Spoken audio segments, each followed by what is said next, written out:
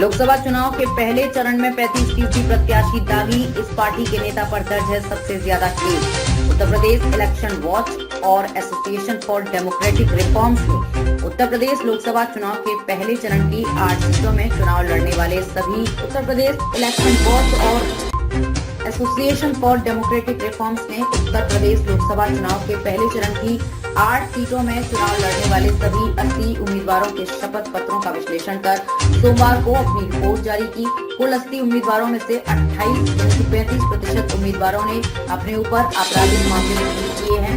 इनमें से 29% उम्मीदवारों पर गंभीर मामले दर्ज हैं। दूसरे नंबर पर कांग्रेस के इमरान मसूद 8 मुकदमे हैं दर्ज।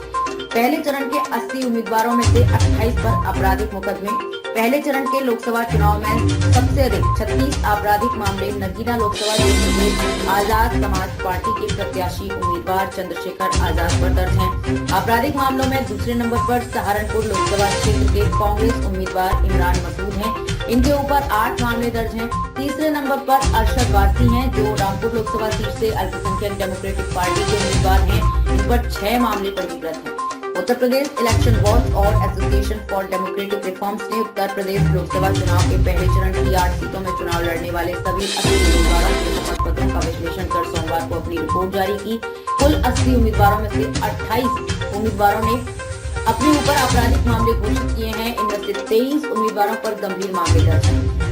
सपा के 7 में से 3, भाजपा के 7 में से 3, जय समता पार्टी के 2 में से 2, आजाद समाज पार्टी के 1 में से 1, रालोद के 1 में से 1, कांग्रेस के 1 में से 1 उम्मीदवारों पर आपराधिक मामले हैं। वहीं उम्मीदवारों द्वारा घोषित गंभीर आपराधिक मामलों में बसपा के 50%, सपा के 29%, भाजपा के 14% हैं।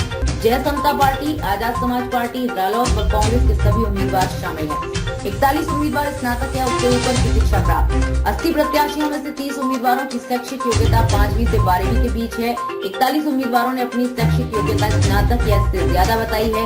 1 उम्मीदवार की शैक्षिक योग्यता डिप्लोमा है। 7 उम्मीदवार केवल साक्षर हैं। पहले चरण में कुल 7 महिला उम्मीदवार चुनाव लड़ रही हैं। पूर्व केंद्रीय मंत्री वीरेंद्र आज कांग्रेस में शामिल होंगे। पत्नी भी साथ रहेंगी मौजूद। बेटा ब्रजेंद्र सिंह 1 महीना पहले पार्टी ज्वाइन कर चुके हैं। हरियाणा के पूर्व केंद्रीय मंत्री वीरेंद्र सिंह आज पत्नी हेमलता के साथ कांग्रेस ज्वाइन करेंगे। 10 साल बाद वो घर वापसी कर रहे हैं। उनके बेटे ब्रजेंद्र सिंह के करीब 1 महीना पहले ही कांग्रेस ज्वाइन कर चुके हैं। वीरेंद्र सिंह और उनकी पत्नी ने बीते कल बीजेपी को अलविदा कहा था। भाजपा की प्राथमिक सदस्यता से इस्तीफा दे दिया है। अपना इस्तीफा पार्टी प्रमुख जेपी नड्डा को भेज दिया है। मेरी पत्नी प्रेमलता, जो 2014 से 2019 तक विधायक रही, ने भी पार्टी छोड़ दिया। आज हम कांग्रेस में शामिल होंगे। किसान नेता सर छोटूराम के नाती हैं वीरेंद्र सिंह। जाटों के दबदबे वाले और इससे लगते एरिया को बांगर बेल्ट कहा जाता है और इस इलाके के किसानों के बड़े नेता रहे सर छोटूराम के नाती वीरेंद्र सिंह की मजबूत पकड़ रही है। वीरेंद्र सिंह के परिवार का हिसार इलाके में भी बड़ा जनाधार है। एक बार खुद वीरेंद्र तो 2019 में उनके बेटे इस सीट से सांसद रहे हैं। जींद की उचाना सीट से 5 बार विधायक और 2 बार राज्यसभा और 1 बार लोकसभा सांसद रह चुके वीरेंद्र सिंह 43 साल तक कांग्रेस में रहने के बाद 2014 को लोकसभा चुनाव के बाद बीजेपी में शामिल हो गए थे। कांग्रेस छोड़ने के पीछे की वजह उनके मतभेद रहे, लेकिन अब हुड्डा और वीरेंद्र सिंह फिर से एक दूसरे के काफी करीब हो गए हैं। सीएम बनने का सपना नहीं हुआ पूरा। चौधरी वीरेंद्र सिंह ने अपना पहला चुनाव उचाना से 1977 में लड़ा और वो बड़े मार्जिन से जीत हासिल करते हुए एमएलए बने। इसके बाद 1982 में फिर से वो उचाना से ही विधायक चुने गए। हालांकि वीरेंद्र सिंह चर्चा में उस वक्त आए जब उन्होंने हिसार लोकसभा सीट पर पूर्व मुख्यमंत्री चौधरी ओम प्रकाश चौटाला को बड़े मार्जिन से हरा दिया था।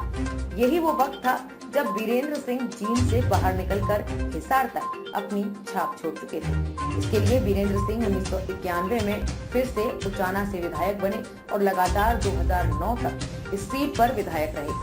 हालांकि वीरेंद्र सिंह का सीएम बनने का सपना था जो पूरा नहीं हो पाया। कभी सीएम नहीं बन पाने की टीस उन्हें हमेशा से रही। वो खुद अनेक बार अलग अलग मंचों से इसका जिक्र भी कर रहे हैं।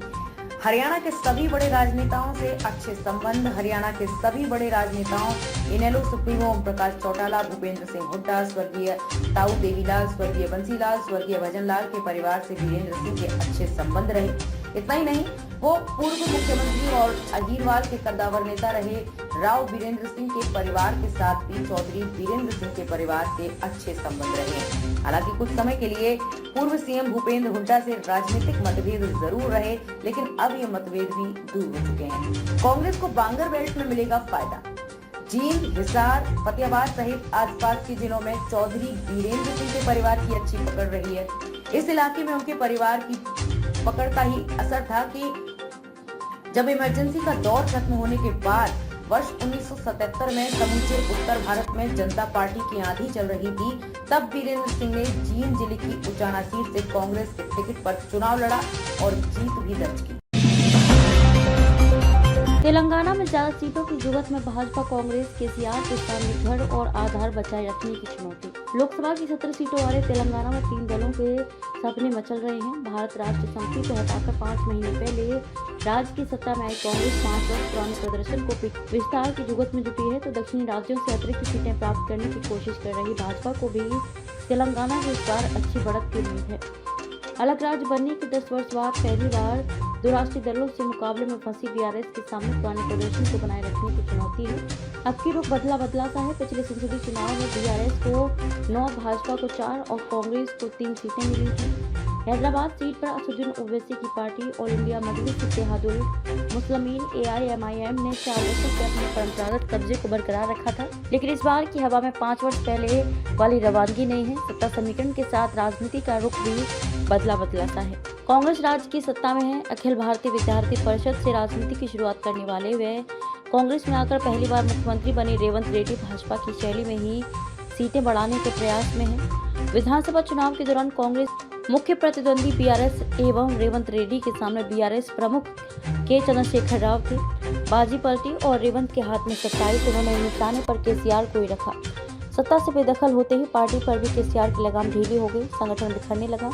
बीआरएस के 3 विधायक कांग्रेस में भी शामिल हो चुके हैं। हैदराबाद के मेयर विजय लक्ष्मी ने भी पिता केशव राव के साथ बीआरएस को धक्का देते हुए कांग्रेस का दामन थाम लिया है। बीआरएस के कुछ विधायक बदल सकते हैं पाला। पत्रकारिता से कांग्रेस में आए केशव राव तेलंगाना आंदोलन में केसीआर के साथ खड़े हो गए थे। सत्ता की बाजी पलटी तो फिर लौट आए। कहा जाता है कि तेलंगाना में जिसकी सत्ता होती है उसका ही दबदबा होता है। अभी रेवंत रेड्डी के नेतृत्व में कांग्रेस की सरकार है, तो इसका फायदा भी उसे ही मिल रहा है। आने वाले दिनों में बीआरएस के कुछ अन्य विधायक भी पाला बदल कर भाजपा या कांग्रेस में जा सकते हैं।